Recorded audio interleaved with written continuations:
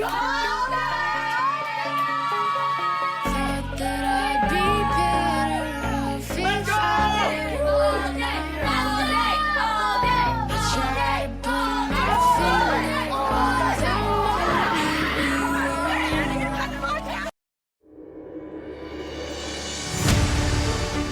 everyone, and welcome to another edition of Backstory. I'm Dana Lewis.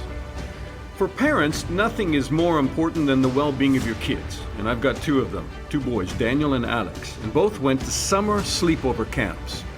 I was a camper, then a counselor. I taught riding and did canoe trips and swam and made campfires and had a great time. Camps are amazing because that's where kids get some independence and some nature and freedom, and they get to get away from us. Camping is not as exclusive as you may think.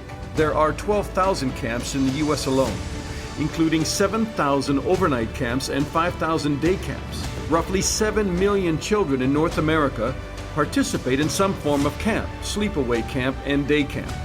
So now it's 2020, the year of COVID-19, and camps are canceled. You could say that summer is canceled for kids who love camp. The loss is not something you can put a statistic on. It's emotional, psychological for parents and kids. And it's part of being a child, and an aspect of parenting, I think, is of huge benefit.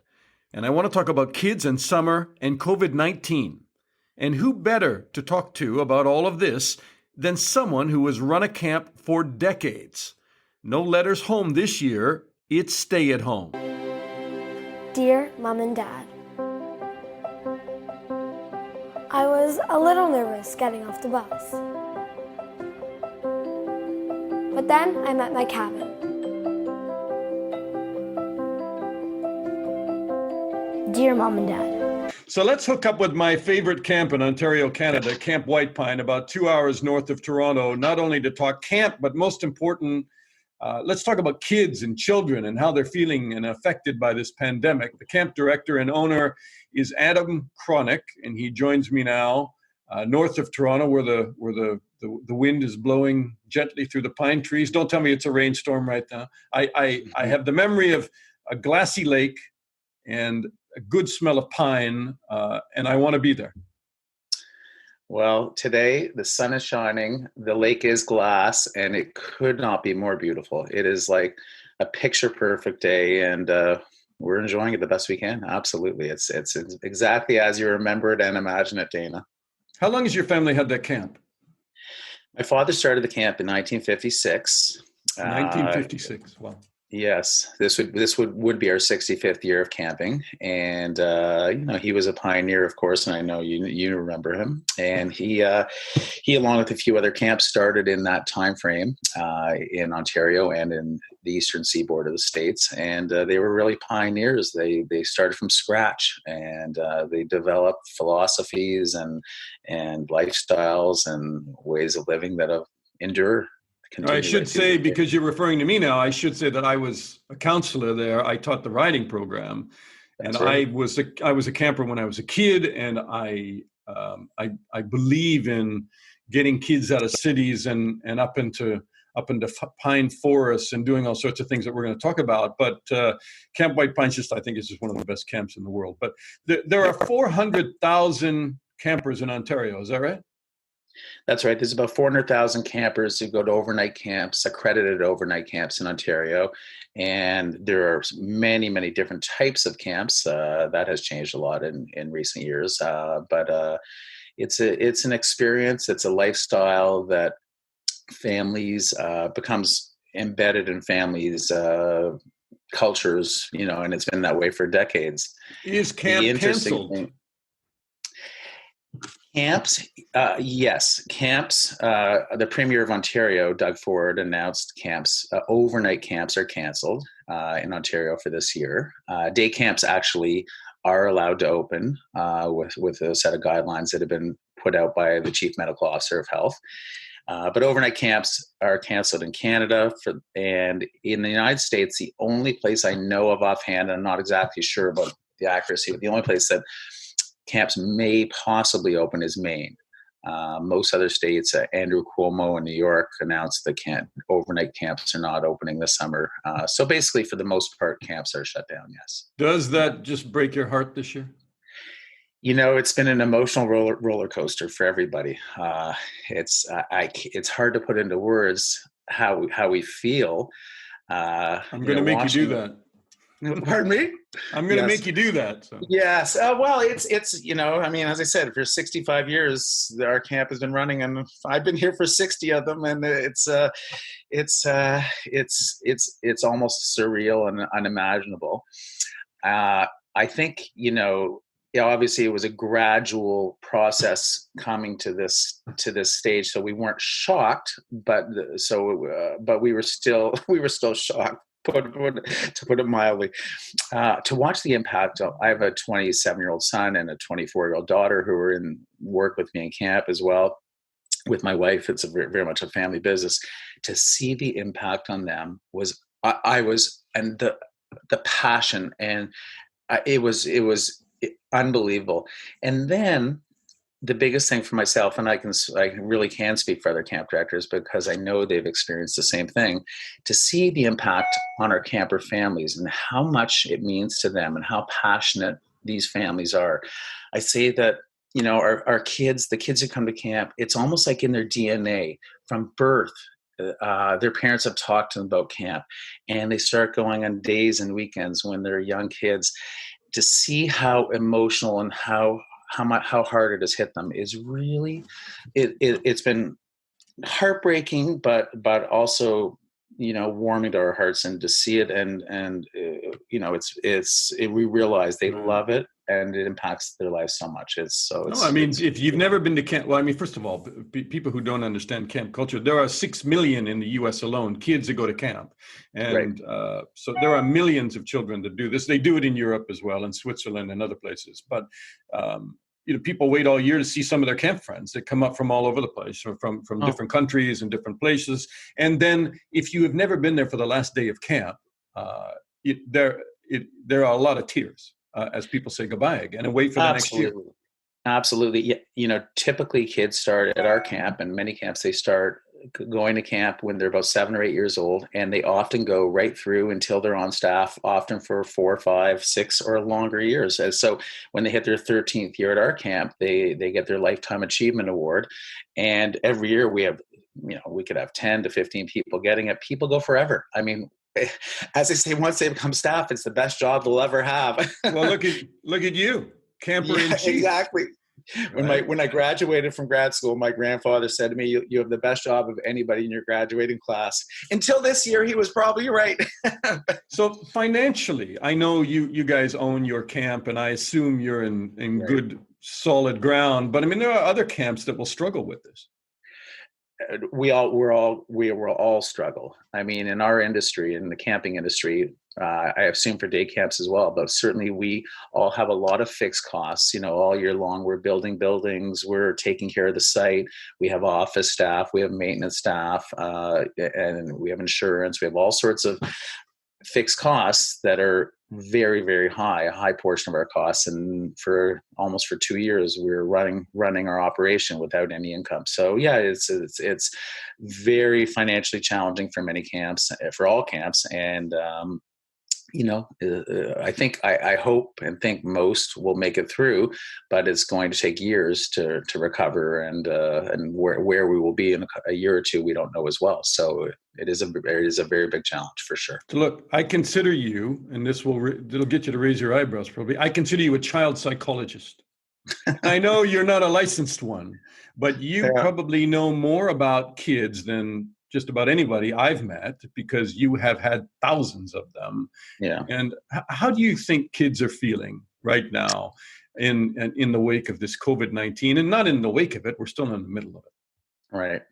Well, my wife actually is a social worker, and she's probably the better one to answer that question. But that being said, I think we all know, the impact of being with their parents for so long, being isolated from their kids, from their friends, and being at home for now. We're on to our 4th month, I guess, at home, 3rd, 4th month, and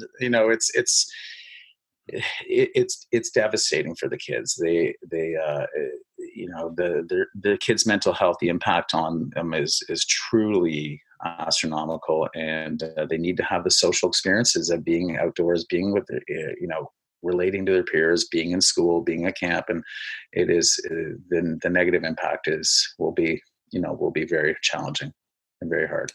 What is the great experience for kids when they go to a camp? Because I've read lots of psychological articles about parents these days don't allow their kids to kind of be independent. We spend too much time taking them here and managing their life from hour to hour.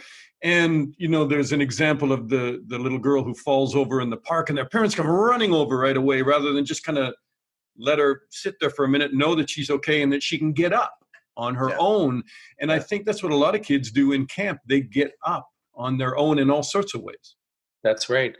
And, I use a saying, I think as the world changes, camp is the one place that stays the same.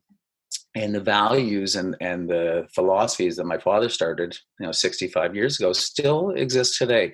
And as the world becomes more technological, with parents who are over involved, let's say, whether they're Guilty. Helicopter parents. Guilty. We're all guilty. We all are. Or they're snowplow parents.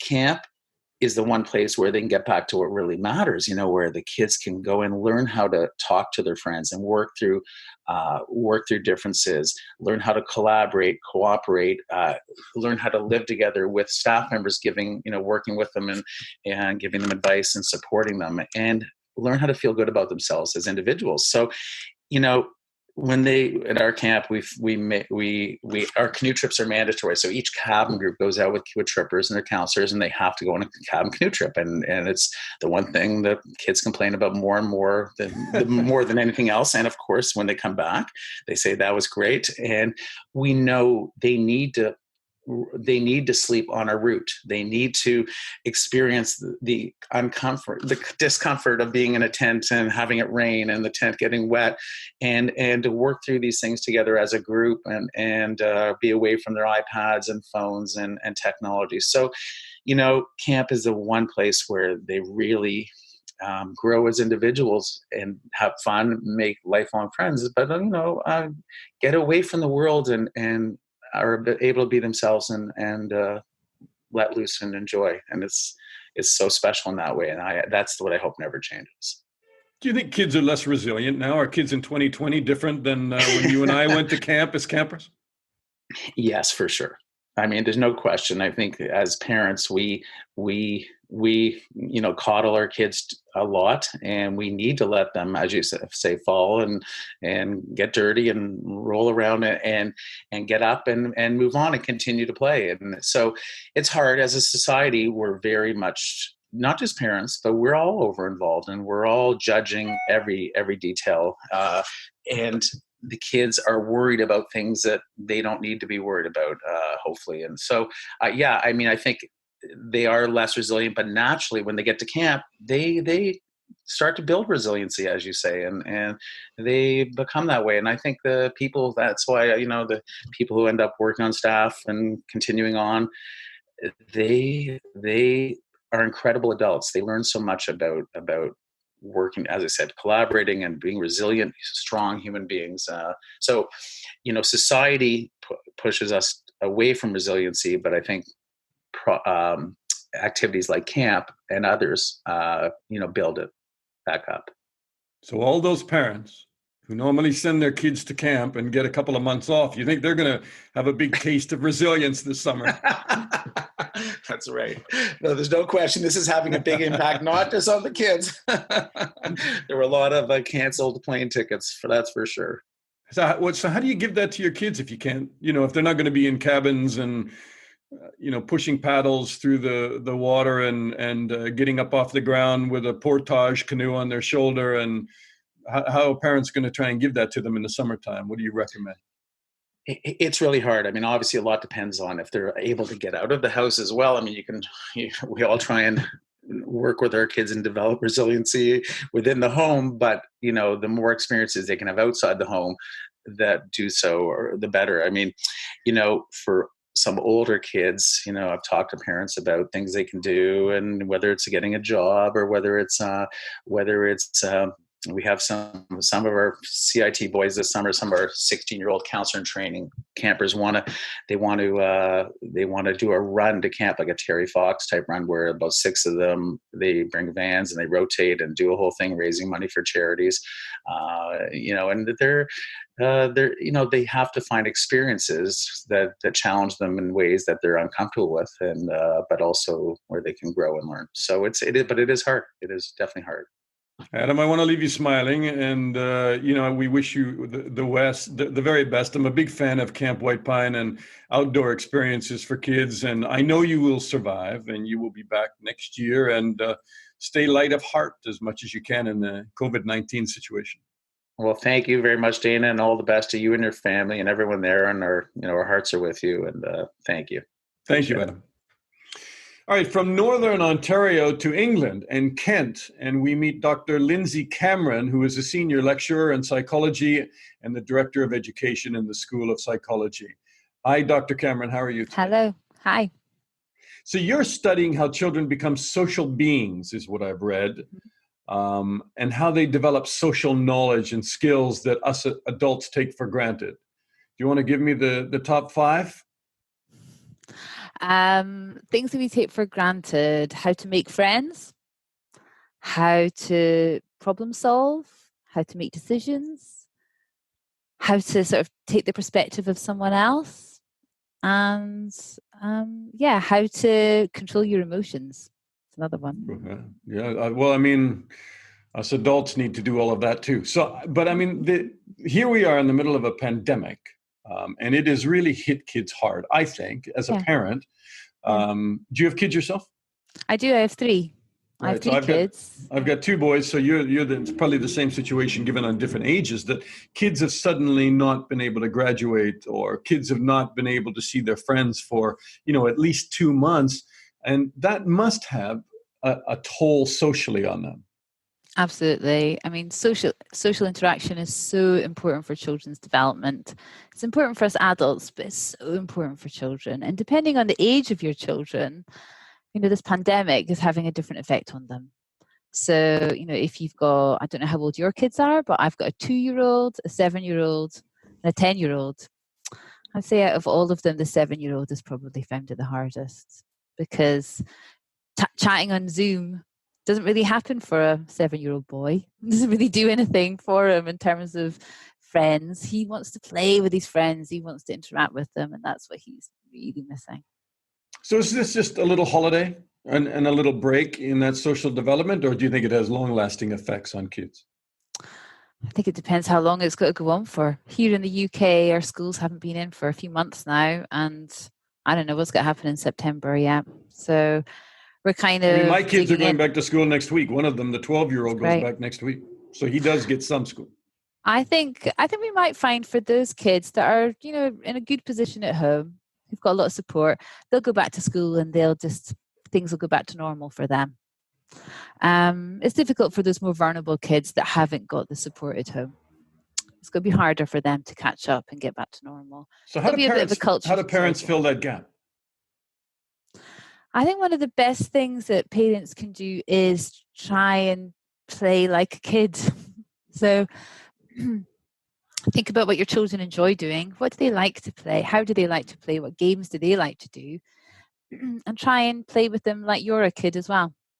Because that's what That's interesting, because I saw you wrote about that. You wrote about that. You said, drop your parenting just for a little while, for a minute, and get down on your hands and knees and just play like another kid with your children. I think that would help. I think that would really help kids, even just for a little while. Just try and, just get involved, enter their world for a little while. And I think that would help them, because what they're really missing is that sort of joint play, with another child, where they're just making up games, making up the rules, imaginary play, rough and tumble play. They're really missing all of that. So in Canada and in the United States and in some parts of Europe, camping is a huge thing, where kids go to overnight camps, and those camps have been canceled to the point that some kids say summer has been canceled. I mean, they take it very emotionally because they see friends there year by year. they are away from us. They get away from their parents and they do things on their own. And people say, that really builds resiliency. Do you agree with that? That kids have to get away from their parents a bit? I think that free play, unstructured play, whether it's, in school and playtime, playing out after school or at camp, is so important for children's development. It's just essential for so many skills, personal, social, cognitive skills, developing understanding of emotions, so many things that they develop, and it's just so important. And they enjoy it. It's fun. It brings a lot of joy into their life. But the key thing is that interaction away from, parents who provide structure. And it really, actually playing effectively with children without your parents around or adults around requires a lot of skills that children have to develop. And so I could see how camp would actually force children to develop those skills because they want to play, they want to interact with other kids. And so they have to develop these skills to be able to do it on their own without parents around. These skills are really important.